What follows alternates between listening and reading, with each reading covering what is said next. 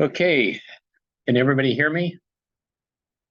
Yep, okay, good to know. Uh, my name is Carl Roberts, and I'm chair of the organizing committee for this. And I'd like to welcome you to the third installment of the Wildfire series. This series was enabled by generous donor support, and today it's co-hosted with the Santa Barbara County Fire Safe Council. Before starting, I would like to also thank the other members of the organizing committee, which I see a few of them in there, like Sarah, and I think Nick is present as well. Today, we're going to host a panel of experts, and they're going to be discussing living with fire, floods, and debris flows. Our experts include Derek Booth, senior geologist for Stillwater Sciences and adjunct professor at UC Santa Barbara. We have Summer Gray, an assistant professor at UCSB and Environmental Studies program. We have Patrick McElroy, Executive Director for the Project for Resilient Communities. And we also have, I think this is an older version, we have Jamie Lever, who's from the National Weather Service. And so with that, I'm going to let each panel member introduce themselves. Perhaps we'll start with Derek. Okay. Yes, there's another one. Not my microphone. So we're talking these substantive. So I'm there. I'm a geologist. Been for. You did. It helps when it's on.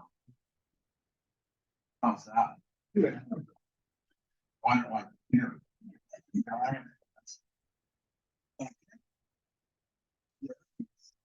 I've been a geologist for a little more than 40 years, about half in the Pacific Northwest, and the rest of the time down here in Southern California.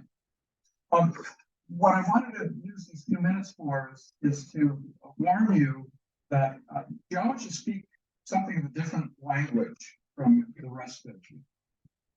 We use the same words, but they actually mean different things. And the fundamental difference is how we look at time. So, for example, I can say, well, more debris flows are inevitable. The evidence is all around us. The entire community of Montecito is built on literally dozens, if not hundreds, of individual debris flow deposits. But, of course, they've accumulated over the last several thousand years.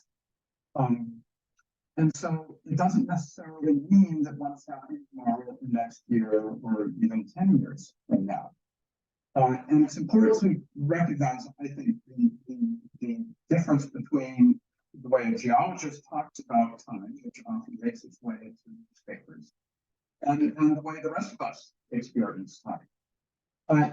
And so the real question is, how often does the geologic time scale intersect with the human time scale? And of course, the answer is, well, yeah, now and then it does.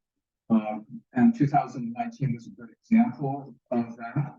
But it's also fair to remember that there were some fairly, I will not say unique, simply not common circumstances that all aligned. We had a big and intense fire, followed very shortly by a rather intense rainfall. And we had channels full of boulders and vegetation that by and large haven't cleared out in decades, if not longer. And so these things happen, but it doesn't necessarily define irregularity or templates, although we can look in the region in ways that TPRC studies in 2022 and show that, yeah, there really have been dozens of individual events over the last century. But not all of them affected every drainage. In fact, most did not affect every drainage. And so what I'd like to hopefully leave you with today is a perspective on our understanding of the real likelihood and also, I would say, risk, with the hope that as we decide how to use our resources, that we apply them in a way that's commensurate with that risk and also aligns with how we treat the other natural human hazards that we pretty much deal with on a daily basis. Who's next? Let's start with Patrick next. I am Pat McElroy, and as mentioned earlier, I'm executive director.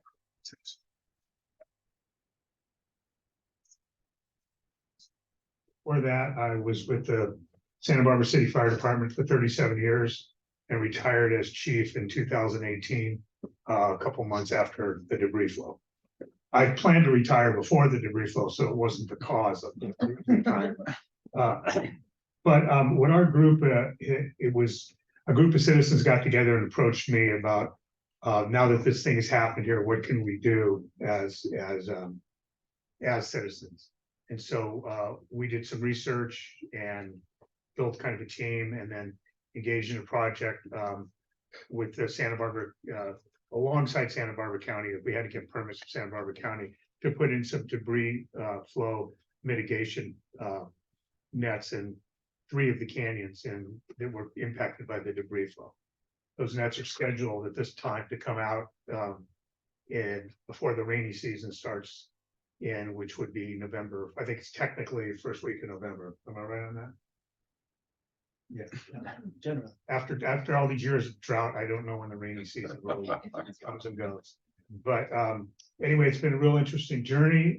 So I look at my lens on this is from a first responders point of view. Although I've spent a lot of time with geologists over the last 5 years. I'm And sorry. engineers like John Pye here.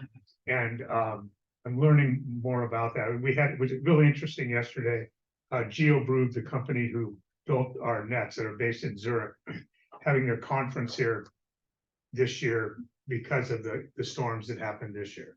So we had yesterday spoke with 120 debris flow experts from 20 different countries, and then they went out and toured some of Santa Barbara County's debris basins, the newest debris basin, and one of our net sites. So I'm spending way too much time with people who are way smarter than I am. So here I am again. Hi, everyone. My name is Summer Gray. I'm an assistant professor in environmental studies at UCSB, and I'm a social scientist. So I'm representing a kind of different kind of knowledge. Thank you, Sarah. And so a little bit about me. My research looks at climate adaptation, dilemmas about climate adaptation. I have done some work globally, and when the Thomas Fire and debris flow happened here, I shifted my focus to the micro and local scale. And so I've been thinking about that ever since. Early on, I think about a few months after the devastating debris flow, a few people at UCSB got together and said, hey, we ought to create a research team. We owe something to the community to invest our knowledge and our research questions to trying to understand what went wrong, what can we do better, just all the different dimensions and dynamics. And so I joined this team, and it was a very interdisciplinary team. Some of my colleagues were hardcore scientists who were really interested in things like radiocarbon dating and trying to predict the next big debris flow. And then others of us were really interested in the social dynamics. And so within the social science research team, there were 2 tracks. The first one was really interested in surveying residents to understand their behaviors and their decisions to evacuate or not to evacuate, and to understand some of the links that went wrong in the chain of communication. And then the other aspect of the social sciences, the one that I spent most of my time on, was to think about social vulnerability and to think about how debris flows like the Montecito debris flow are really disasters of social vulnerability. It seems like they hit everybody equally, but they don't. And so what we saw in the case of the Montecito debris flow was quite a disproportionate percentage of undocumented workers were impacted. And so I wanted to understand from the ground up what was going on, how do people understand these kinds of events, and what can we do better? And so that's how I've invested a lot of my time in thinking about social inequity and social vulnerability. And I will say that my perspective has been really kind of developing around seeing so many of these events happen all over the world and in California. And I just want to acknowledge that we are all experiencing residual trauma from that. And it's something that I think we are going to see more of in the future. And so having panels like this is really hopeful to me, so we can work through what can we do better. Hi, I'm Jamie Labor. I'm a hydrologist with the National Weather Service. My office is in Oxnard. We forecast for San Luis Obispo, Santa Barbara, Ventura, and Los Angeles counties. So this is whenever you get a flash flood warning or a heat warning or whatever it is, it's coming from my office. Most of the people in the office are meteorologists. I am not a meteorologist. I am a hydrologist. So flash flooding, debris flows, that's all, in my area. And so how I got to this point to be up here on a panel for debris flows so I've been in Southern California now. I grew up in Colorado, went to Colorado State University, and then I moved out here once I graduated and have done my entire career here in Southern California. So I've been here for 32 years now. I started working for a local water district in Ventura County. Then I went to the County of Ventura and I was managing the hydrology section there before I moved over to the Weather Service in 2004. In 2005, the National Weather Service, we began a collaboration with the United States Geological Survey on post-wildfire debris flows. And we developed, cooperatively with the United States Geological Survey, we developed a warning system for post-wildfire debris flows. Southern California is one of the areas where we tend to get, these fires from, we get these Santa Ana wind season, October, November, right before our rain season. And then we have the type of geology, we have like a perfect setup for debris flows. We get really heavy rain coming in on our steep slopes. We have the type of geology that can be conducive to these. So we developed this warning system. I began with my office in Oxnard, and then I assisted our San Diego office in developing the warning system. So the warning system originally was set up for San Luis Obispo County down to the Mexican border, coastal Southern California. And what we do is I'm on the operational side of things. So I work with a lot of researchers at the USGS. They develop these models to help us determine what rainfall thresholds would trigger debris flows. Because in a burned situation, it's going to take less rainfall to generate flash flooding and debris flows than if it's an unburned situation. So the USGS has developed models that they can model these burn areas. They develop these rainfall thresholds, and at the National Weather Service, we monitor in real time the rainfall to determine, are we meeting these thresholds? And even before the storms come, we look at the forecast and say, are we forecasting rainfall rates that are going to exceed thresholds? And then if we determine that we are going to, before a storm, we'll get messaging out to the community to say, hey, we are expecting rainfall that could potentially trigger debris flows. And then during the event, if we start seeing those rainfall thresholds being met on those burn areas, then we would issue some type of either a advisory or a flash flood warning type of a product. And since the Montecito debris flow, we've worked really closely with social scientists to help us better understand our messaging and how we can get our messaging at the National Weather Service out to a larger audience and to be understood by everyone that's out there too. So that's as we go through, I'll be talking more of how the Weather Service and how we operationally are looking at these burn areas and debris flows. Okay, well, thank you. So now what we have is a series of focus questions, and I'll bring the first one to the panel. I think Tarek will take lead.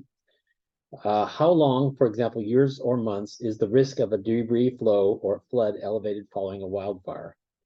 Also, what factors might modify that risk?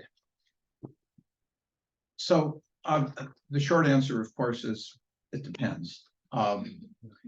But certainly the common wisdom that's, I think, developed empirically over people observing these kinds of events over many decades is typically 3 to 5 years. And some of you may have heard that as the typical window of greatest vulnerability. Once a fire comes through, it takes at least a few years for roots to regenerate, for vegetative cover to start protecting the soil.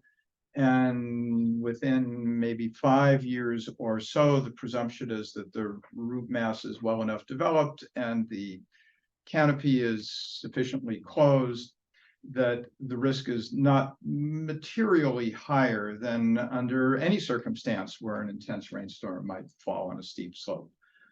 Now, I'm not a botanist, and there are those who would certainly be able to refine that much better than me. But the kinds of, and one other thing, I would say that we had a fairly intense and certainly quite persistent rain this last January.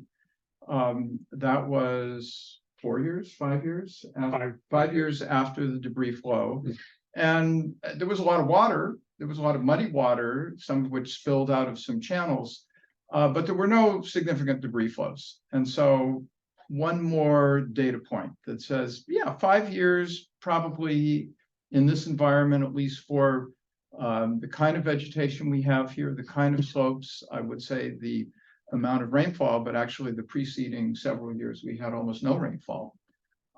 It was still enough because certainly the rainfall intensities would have been sufficient to cross the threshold of at least permissive debris flow conditions. So things like what kind of vegetation do you have? How intense was the fire? How deeply did it kill roots and vegetation? So how long will it take for vegetation to resprout? All of the things about vegetation and botany that I know nothing about. But 3 to 5 years is typically the number that is cited. Although my bet is that even after a single year, we can go out in the hills and see that what used to be truly crisp is already starting to show signs. And so the risk goes down, I would suspect, almost immediately after the first year. But it's becomes very difficult to discern much of a difference somewhere in that 3 to 5 year period. Others, please. And we can comment more if you'd like to on that. Yeah, I'll follow up a little bit on that. So when I was working for Ventura County Watershed Protection District and managing the hydrology section, we would always say 7 years before, after a fire, it would get back to completely baseline conditions. But I agree with you that the way we look at it at the National Weather Service is about that 3 to 5 year range for enough recovery that we aren't as concerned about it anymore. And your answer, your very first answer, it depends, is absolutely true, because it depends on the years following the fire. Are we having drought where we're not getting rain on that system? Are we going to have a wet year where we are getting rain on it? That all factors into it. So at the National Weather Service, I said we work with the United States Geological Survey to come up with rainfall thresholds. So we apply, we have 2 different thresholds that we usually apply. One is the first year threshold. So we apply those, and those are going to be the lowest. So for instance, it takes, 0.2 of an inch of rain in 15 minutes. That's not very much rain, but that's the threshold for these debris flows. And that's like a 2 year recurrence interval storm. That means a storm that you would typically see once every 2 years. Those are the kind of storms, and those are just in an unburned situation. You would say that's just a generic storm, but in a burn situation, it becomes a very serious situation. But we have first year thresholds, so we apply those to a burn area that has not been through a rain season yet. Once that fire's been through a rain season, has gotten some rain on it, and there's some revegetation, then we will ratchet up to what we call our second year threshold. We'll ratchet it up a little bit, but not back to our baseline flash flood guidance. But it ratchets up. But if, for instance, if we are using a first year thresholds and then we have a drought year and there's not much rain on it, I'll evaluate that, and we'll look with our partners. So like John Fry, when he worked at Santa Barbara County, we collaborated constantly on burn areas. And we might even continue that first year threshold into a second year if it didn't get much rain and there's not much recovery on the burn area. So it depends. But generally, about 3 to 5 years, if we get some good storms, you'll start seeing revegetation, and you'll get to that point where it's not as high a concern anymore. Okay, I think we can, unless we really want another comment on that, because we do have another set of questions, but if you really want to say No, something, I can this fit it is a in later. panel. I can fit it in later. Okay, so our second question still has Jamie up there. Can we forecast when these events might occur and are we getting better at it? I think that's actually somewhat linked to what you just said, so. So, you know, I had mentioned that the National Weather Service began a partnership with the United States Geological Survey back in 2005. At that time, in 2005, we were using regional thresholds. So we had thresholds set up for down in the peninsular ranges down in San Diego and Orange County. And then we had one for the San Bernardino, San Gabriel Mountains, one for Ventura County, and then one for Santa Barbara County. These regional thresholds that covered these really large areas. And at the time, we were still in the infancy in our warning system. And so, you know, if like one gauge got to a threshold, we might issue a flash flood warning. And it was like this black and white line. As we've gotten more research and progressed through having fires and collaborating with our partners and learning more about it, we are able to refine those thresholds a little bit and actually have, instead of these 4 regions across Southern California, now we have, you know, more thresholds. We even had the USGS is at the point now where they can, when they run their models, they can give us burn area specific rainfall thresholds now.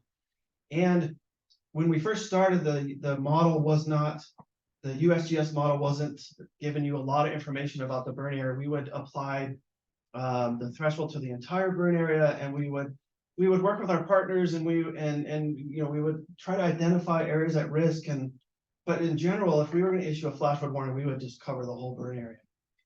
As we've progressed, we've gotten to the point where the USGS model can now provide us with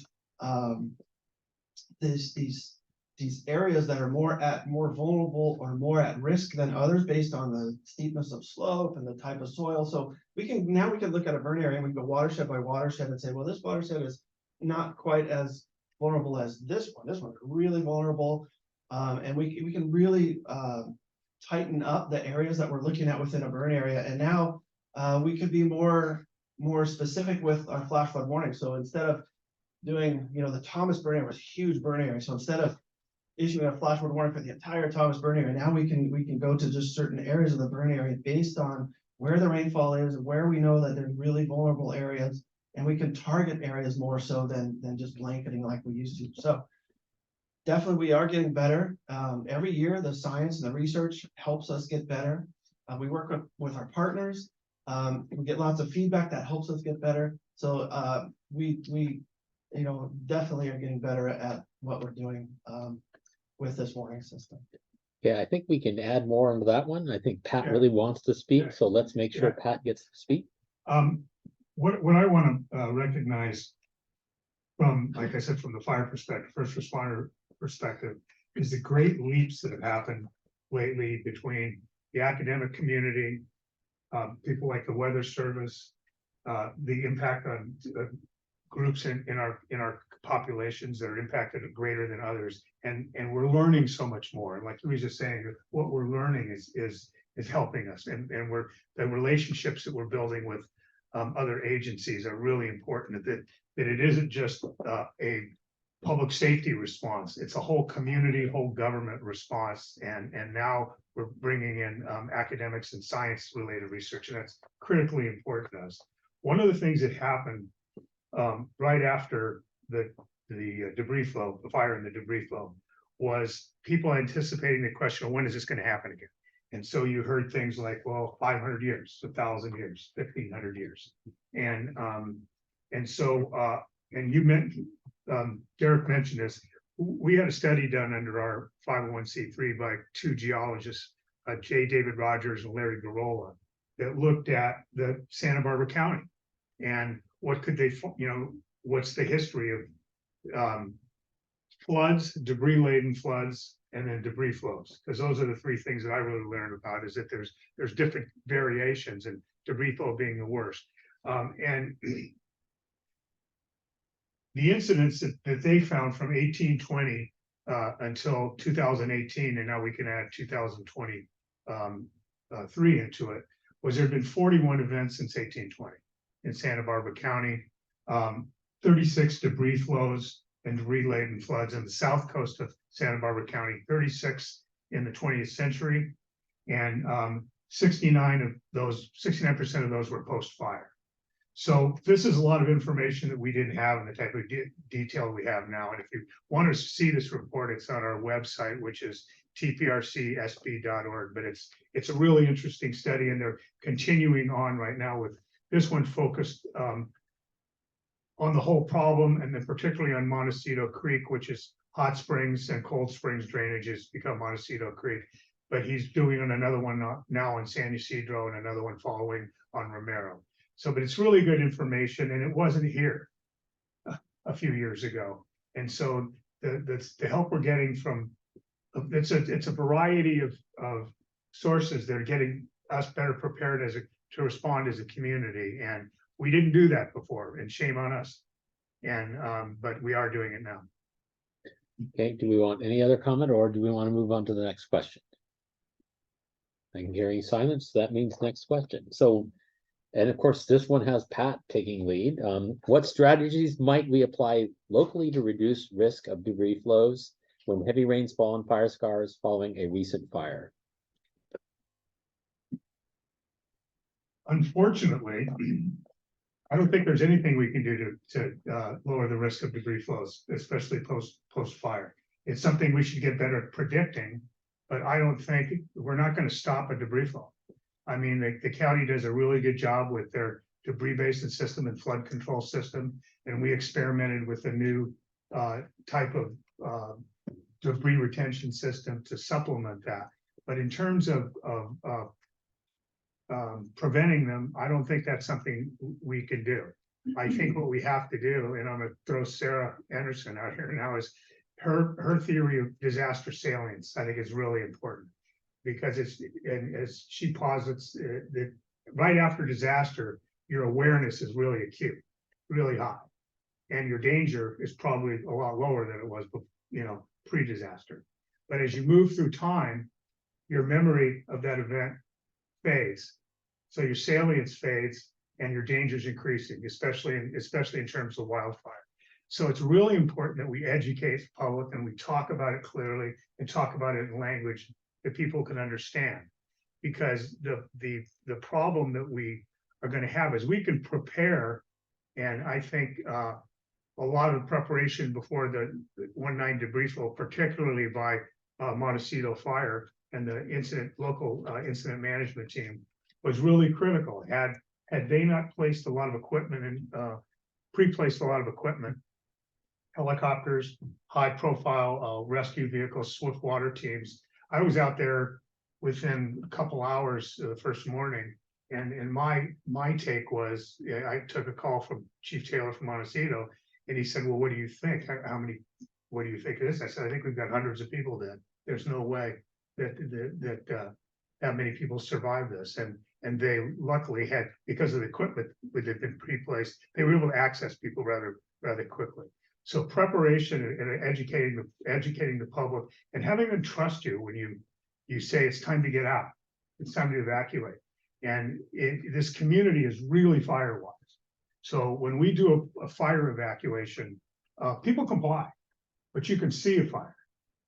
And it's maybe been burning for days. The Thomas Fire had been burning for almost a month before this happened.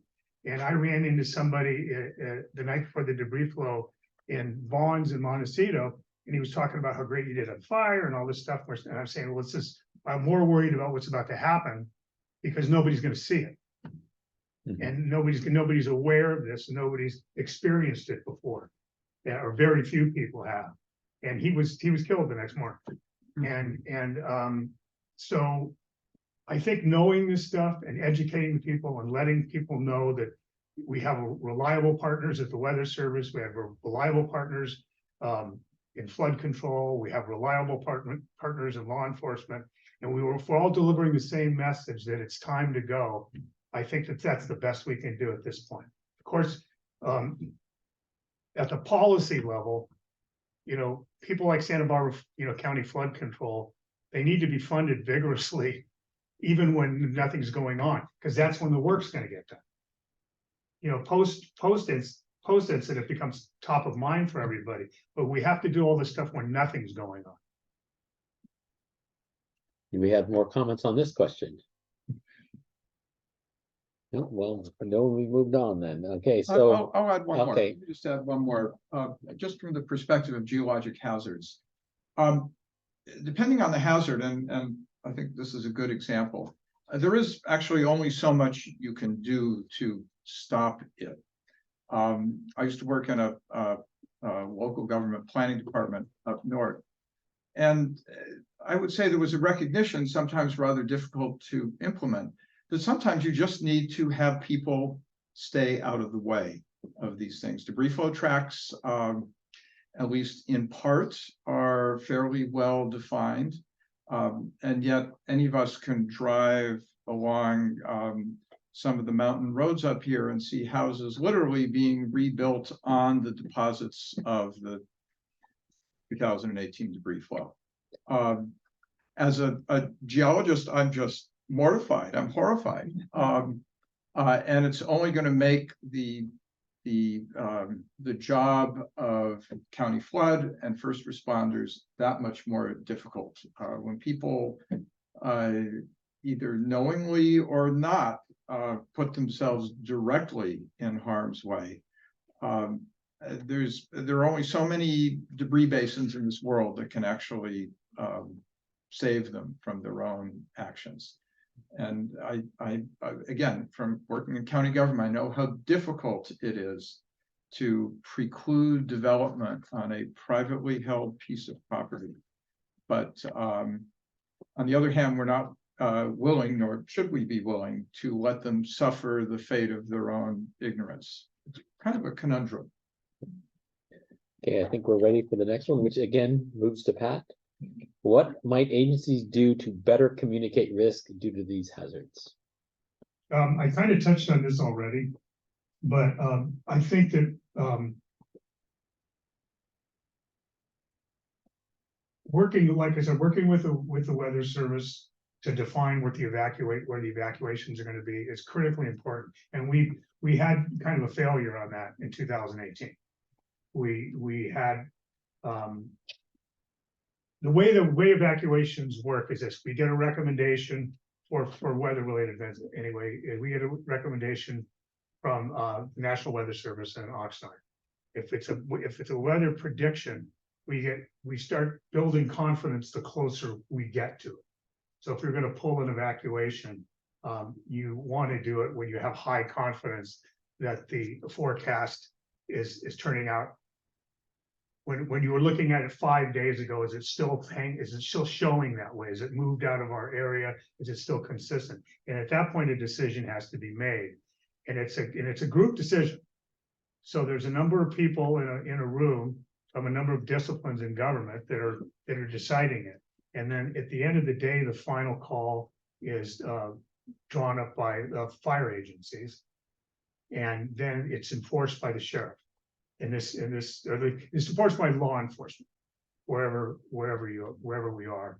And we have to, I've got to beat the dead horse continually here. We just have to do a really good job of all being consistent in our messaging, so that people trust us and people know that what we're asking them to do is a reasonable thing and it's done for our safety. I think in 2018, what you had evacuation fatigue. People have been out of their homes through December. There's a holiday season and all that, but we had 10 days in a row of the start of the fire of 1% humidity or below for 10 days in a row in December.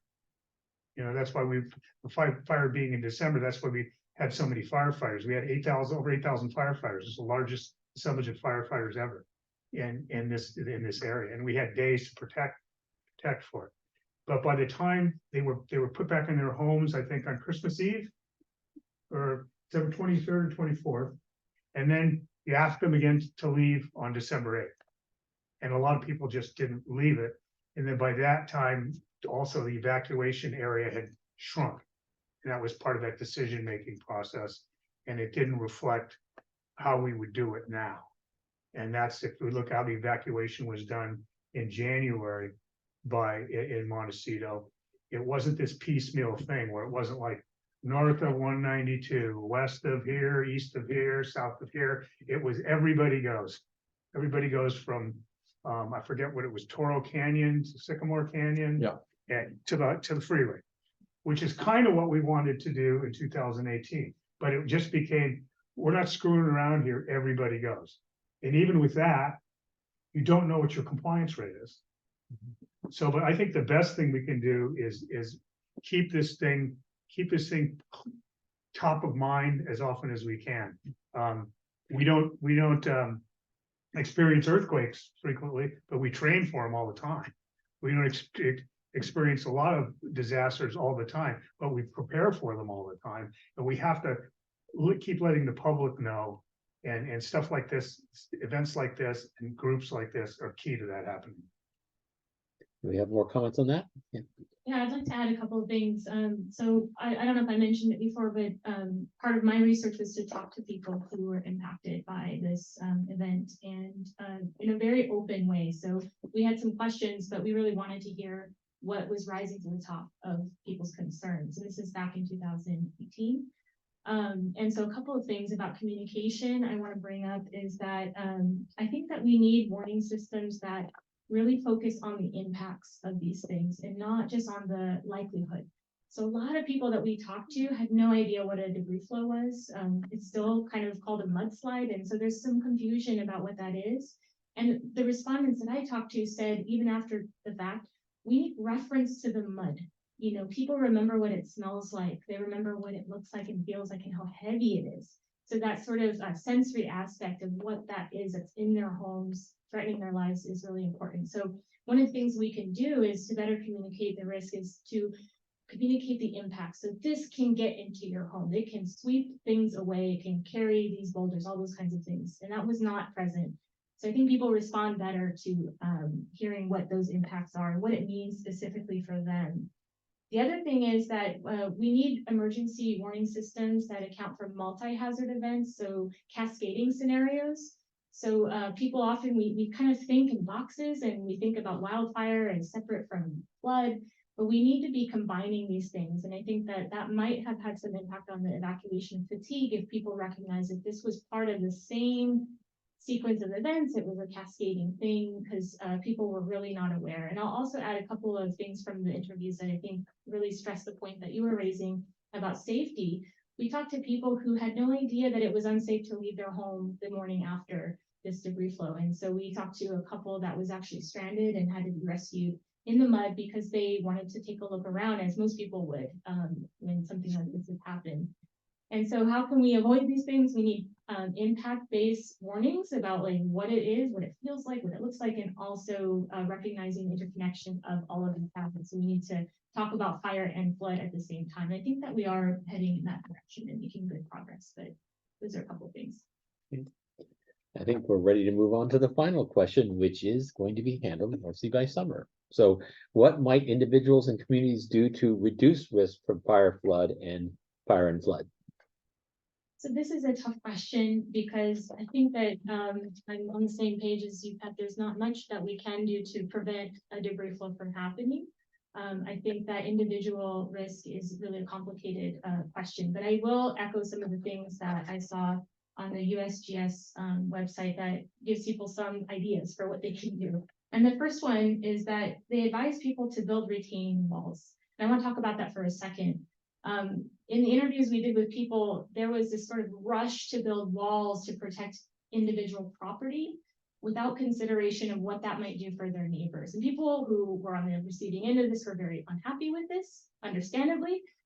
They felt that community cohesion was gone. There was like community corrosion, that their neighbors were really just taking care of themselves. And so this isn't good for establishing, you know, the kind of community networks that we need to be resilient in these kinds of events. And so retaining walls are a really controversial thing. A lot of people went that route, understandably, but a lot of people also felt that it wasn't fair or wasn't done properly. And one of our respondents even said, we need to really evaluate this individual justice that is happening, where people are taking care of themselves and not recognizing how they're part of a larger community. And I wanted to echo that.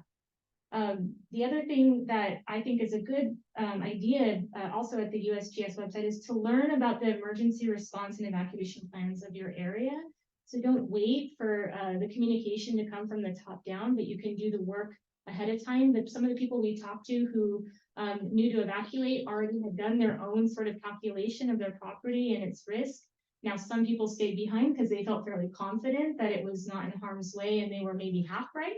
But you know, people who were on top of that had a little bit more knowledge, and also to develop your own emergency a plan for you and your family and or your business. And so those are some things that you can do. And I want to speak to some new trends in the research that I'm seeing, where people are getting together. This is done at the UN level, and you're seeing it all over the world, to design inclusive and accessible warning systems. And part of what this means is that we can start to design warning systems ourselves. We can, as a community, come together and understand what are the needs that are going to emerge in a disaster, and how can we start to anticipate and mitigate for that early. And so we can help emergency responders by starting to collaborate and come up with, you know, understandings of our own needs, because every need is going to be different. And so being more inclusive recognizes that not everybody experiences a disaster in the same way. We talked to people who had elderly relatives who were inaccessible and couldn't understand the danger that they were in. There's children, right, who can't possibly understand. And luckily, in the case of Montecito, they were protected, their school was closed. And so these are just some of the things I think we can sort of shift to designing emergency warning systems as a community. And I would be really curious to see what that looks like, and something I would potentially be interested in collaborating with people on if there's interest. More comments? I think Jamie wants to say something. Yeah, so the National Weather Service, following the Montecito debris flow, we did a lot of work with social scientists to learn from the event, to help us at the National Weather Service. I think I'd mentioned this before, to get our messaging out in a better way, a better fashion. We learned that we needed to not only do it in English, but we need to do Spanish. And, you know, there's other languages besides just English and Spanish that are out there too, that we need to get that message out there to the people so they can understand it in a way that they can understand it.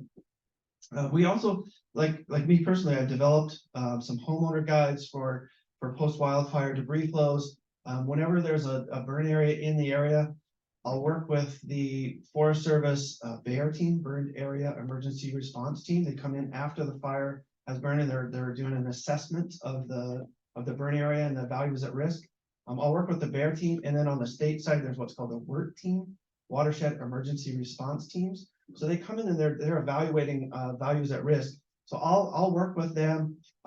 They even have gone out and they'll visit individual homeowners, and I've gone with them, and we hand out information to those homeowners about what they can do to help themselves. What are you know, you were talking about putting together a plan. Well, in my homeowners guide, it helps people lay out a plan ahead of time before disaster strikes. You already have it all planned out what you're going to do, and we've done a lot with that. And I've also been working with we have what's called the Silver Jackets team. This is put together by the Army Corps of Engineers. It includes the California Department of Water Resources, includes counties across the state, includes National Weather Service folks, and we've all been working collaboratively to put together media campaigns. We've done YouTube videos. We've put together all this kind of information that we try to get out to people that are at risk from these burn areas, that might live on this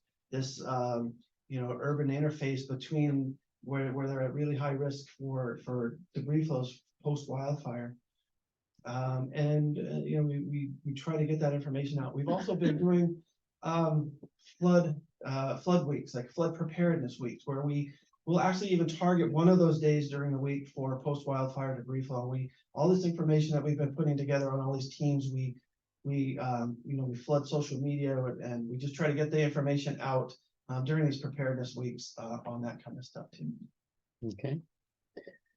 Unless there's more discussion, I guess Pat wants to talk, and then we'll leave some time for questions. One of the things that you were mentioning, like social media, when I remember being on a fire, I was on a national incident management team in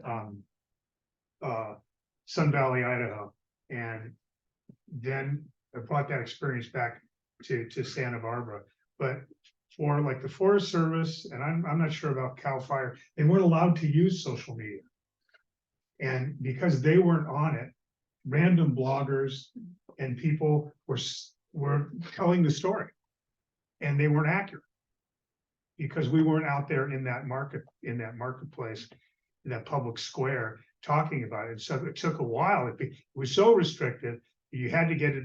If you were going to put out a press release, it had to be approved in Washington before it went out in Sun Valley, Idaho. And when we were during the middle of the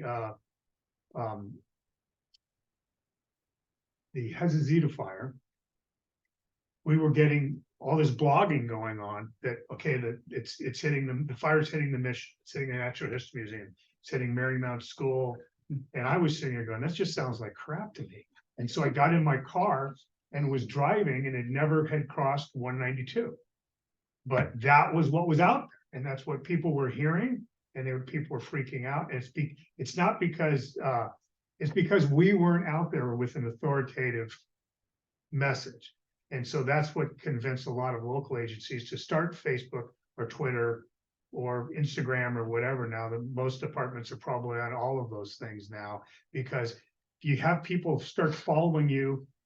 In this, I'll say again and again, it's what we do when nothing's happening that's really important, because people get used to looking at your Facebook page or your Twitter feed, and they're going to go to that when something's going on, and we'll be able to give them up-to-date, accurate information. So it's building trust, and it's also understanding your audience. And we're getting better, but we've been poor in doing stuff in Spanish, and much less any other languages. And so we have to find ways that can communicate clearly and use every platform to do that. Because a lot of things are going to, once the disaster happens, a lot of people aren't going to have power. They're not going to have access to those things. So we have to be doing it before something happens. Okay, thank you. I think we have time for a few questions if people want, and I will go mobile. This is mobile. And carry the mic if you want to answer a question. Okay, now one from Charles Jones. It is on. So thank you very much for the panel. This has been very informative. I have a kind of a research question for James from the National Weather Service. You mentioned that you have this collaboration with the USGS and you use models for the thresholds, rainfall thresholds. From your perspective, what is the biggest challenge in using these thresholds? Where we could do more research to improve these thresholds, especially spatially. You know, you have fires, you have different burn severity and things like that.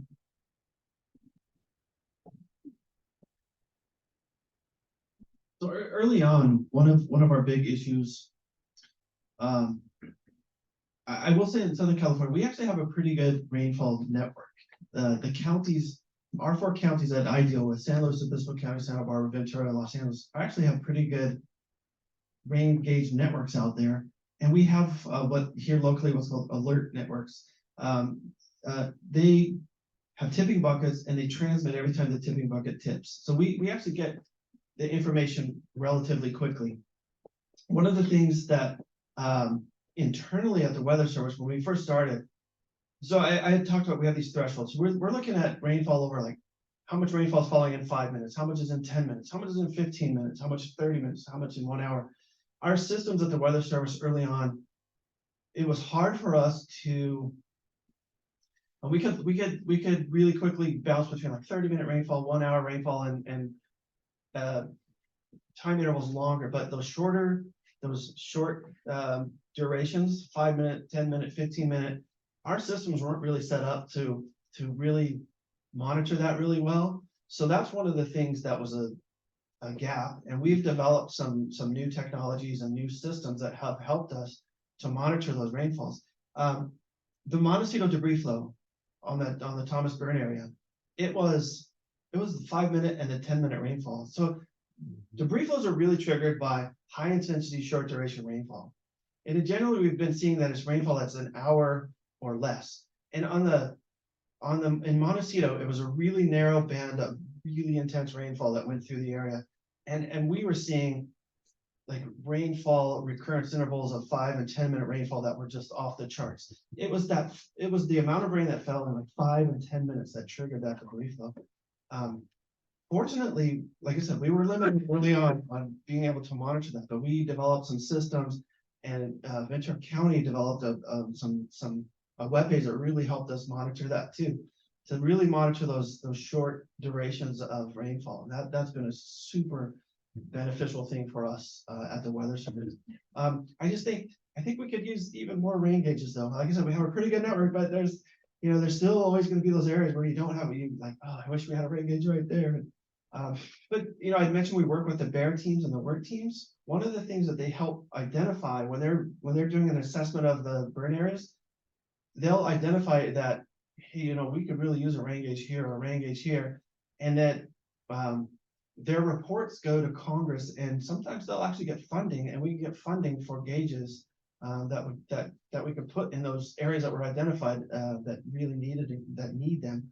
And there's times where we've worked with the counties like Santa Barbara County, Ventura County, where they've actually had some money that they had set aside for rain gauges, and they were actually able to, after we did an assessment, we all agreed that, hey, it would be so good if we had a rain gauge right here. And they said, you know what, we do have some money, we have a gauge in the shop right now that we'd be willing to put it out there, and they've done that for us. So things like that have come along, they've developed and matured as our warning system has gone on. But I think just more rain gauges and being able to monitor those shorter durations, so we could definitely do more with that too.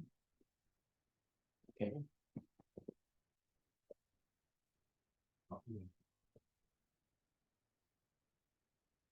Hi, thank you. Thank you for your insight. I have two questions. One is related to the Elisa fire that is definitely in that time frame of 3-5 years.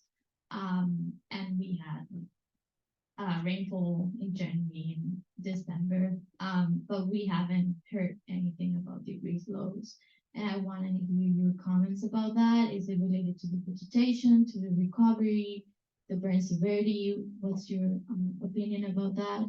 And the second one, it's more, it could be like social sciences. You have talked about the difference between debris flow, floods, and sediment laden. Do you think it's important for the community to understand the difference between those three type of landslides? And should that be included in the early warning system, like not receiving a notification about a flash flood, but there's more probability, or what you will experience will be more like a debris flow than a flood, than a sediment laden? Thank you.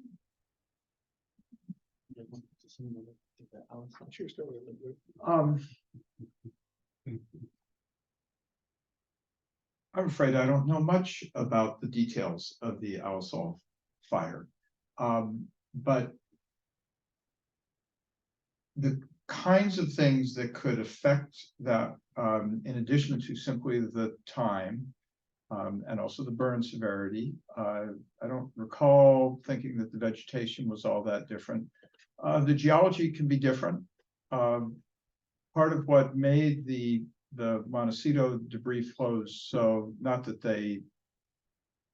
so much why they happened, but why they were so damaging when they did happen, was the combination, the inner layering of fine-grained shaly sediment that provided a matrix for the flow, coupled with large sandstone boulders that sort of constituted the battering rams in that flow. Also, that face of the mountains is very steep. And so it really would not have taken much to start initiating the flows. And once flows get started, once we'll call it a debris slurry starts, it sort of begins to have a life of its own. It picks up more material just by virtue of existing and moving. And so it's almost more the question of what triggered And for that, we need to be talking about the spatial variability of high intensity rainfall events, but we also need to talk about the geology, the topography, just how steep it is. And of course, the burn severity and the vegetation and all those other things that lead us to say it depends. But as for the specifics, I actually don't know. But it's a good question. In terms of messaging, is it a flood? Is it a debris laden flood? Is it a debris flow? I think you kind of land somewhere in the middle. If you're evacuating somebody, this has we're going to experience a severe weather event that we want you to evacuate for, because it has the possibility of escalating into a certain, a debris laden flood, a debris flow. It has that potential, but I don't know that it's, while nothing's going on, we can talk about all that stuff, but when it's time to go, it's just going to be, it's time to go. And this is why, it's because of your safety, and the impact of this thing is going to be far more dangerous than you might anticipate. But I think that is getting into trying to do a lot of education as part of an evacuation warning. I think it becomes problematic. I'll just add one more thing here. So from the National Weather Service perspective, our mission is to protect lives and property. And we have found at the National Weather Service, we have all these different products that we issue. We issue watches and advisories and warnings. And through social science, we have found that people are confused by this stuff. So we have undertaken what's called hazard simplification. We're trying to simplify things. So to people understand, if you just say, we have a flood, there's gonna be a flood, you need to get out of the way. If you try to give them too much information, if you try to say it's gonna be a debris laden flood, or it's gonna be this or that, it's just too much of it, it's too confusing. It's better to be simple. So at the National Weather Service, we're trying to simplify the message. We don't specifically have debris flow type hazard warning products. It's all flood related. So it's under flash flood. So when we issue a flash flood warning for a burn area, it'll be a flash flood warning, but in our headline, we say flash flood warning for debris flows from XYZ burn area. We try to include some information there, but you got to keep it more simple so that you don't want to confuse people, because we already have people that we've found through social science that a lot of people don't understand what our watch means or what our warning means. They don't know the difference. They don't know that a watch comes before the storm and a warning means it's happening. Get out of the, you got to move and take notice. So we're trying to simplify the message a little bit. So I think to add all that extra in there, we can maybe do that in like a follow-up statement, but like when we're initially trying to get the word out and trying to get people to take action and move, we got to keep it simple. I think we have time for one. Unless someone wants to ask. We have at least time for one more question. We have a lot more people want to ask, but if you guys are up for staying a little longer. Yeah, that's fine. Yeah, that's fine. See, handle it.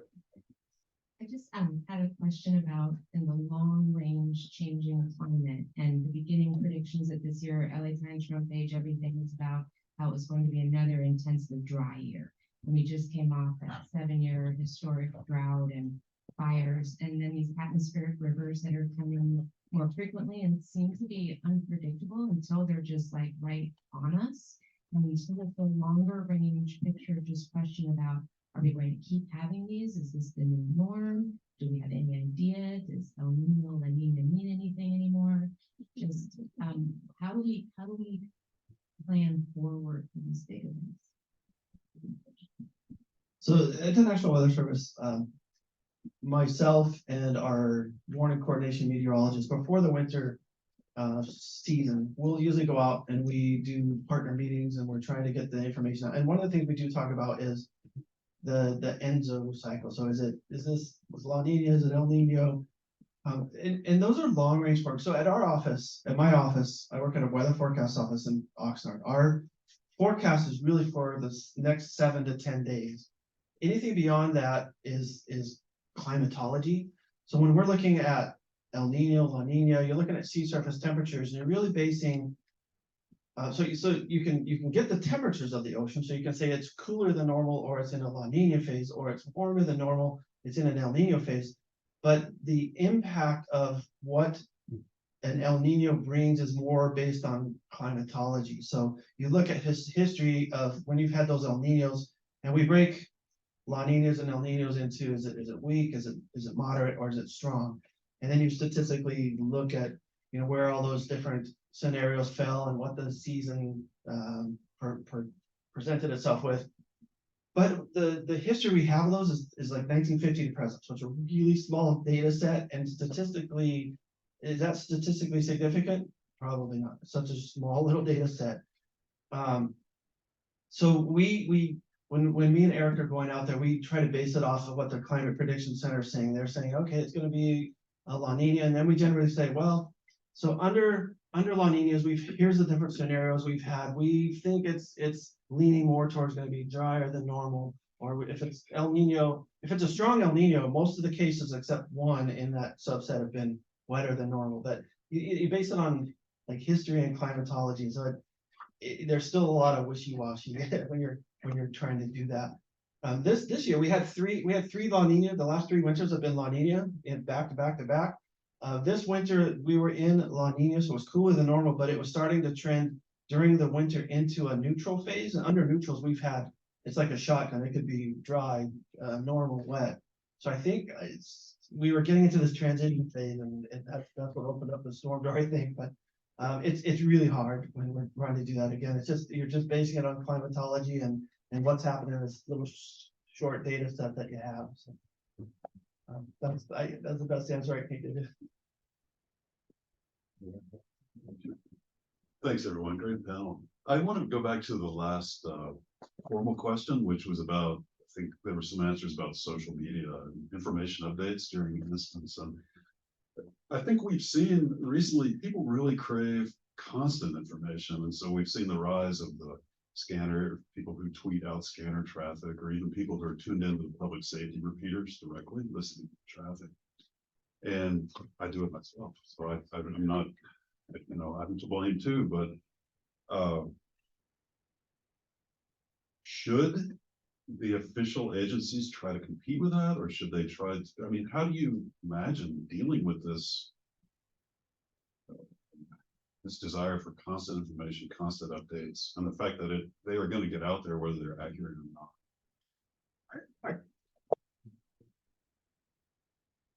One of the things I used to say is that when we think nothing of saying, I want 25 engines, I want 10 hotshot crews, I want all the aircraft I can get. And what we should be saying is, I want a strike team of public information officers. I want people that are up 24 hours a day. And I've been on some incidents where they have that. And you've got somebody who's just sitting at a computer punching stuff out all day long. And photographs, because everybody out there has got one of these. Yep. And so if you're showing photographs of evacuated neighborhoods, that puts the stress level of people that are evacuated, it takes it down a lot. And these things are so it's a way how we get resources. We should be thinking about what does our audience think? What does our audience need? Our audience needs information from us more than anything.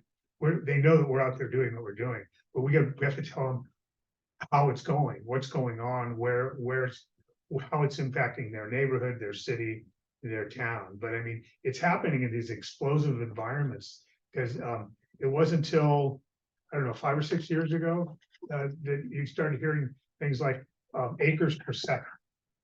That wasn't anything before.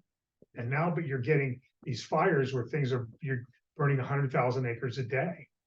It's just off the charts. And so all of the climate change impacting fire world is insane, but we have to compete with everybody in information. Because one thing is that people may be hearing stuff on scanners, but they may not understand it. And and then they push it on the next person, and it's a misinterpreted analysis. I'll just add a couple thoughts to that question. I think it's a really interesting question, and with Twitter and everything happening there and blue checks, like you can't really trust what you're seeing. One thing that came up in the interviews is that people relied on each other through the Nextdoor app and different apps. And so building trust within a community, I think, is really important. So you're not trusting strangers, you're trusting that your neighbor is able to tell you the truth about what's happening or has some insight. And so people were really passing along information kind of in the old school way.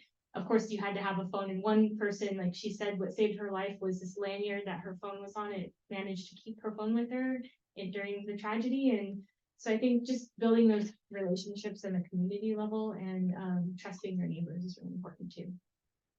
Okay, I think there was one more person who wanted to ask a question. With that, I think we do need to let the panel go. They're into their dinner time, I suspect. Right, thank you. So my question comes back around to this threshold thing again. And I was wondering, you mentioned that it doesn't take much to trigger these debris flow. And I remember in the past winter looking at the evacuation warnings that were coming in, seeing one city was being evacuated and thinking, oh, being super conservative about this because of trauma that people still recognize. Were these thresholds for the winter storms, were they meeting that criteria? We were thinking, yeah, definitely there's going to be a degree flow, or was it more conservative? And or said another way, if one of those storms had occurred in January 2018, would that definitely would have triggered a flow? And then one corollary kind of question for the communication part. Do you think if you're encountering some inertia to getting people evacuated out of their homes, with sirens help? Because that's something that's quite horrifying. And maybe as like a last minute kind of resort, okay, we're not kidding. Would you ever advocate for something like this in a fire or a flood, a debris flow, or tsunami?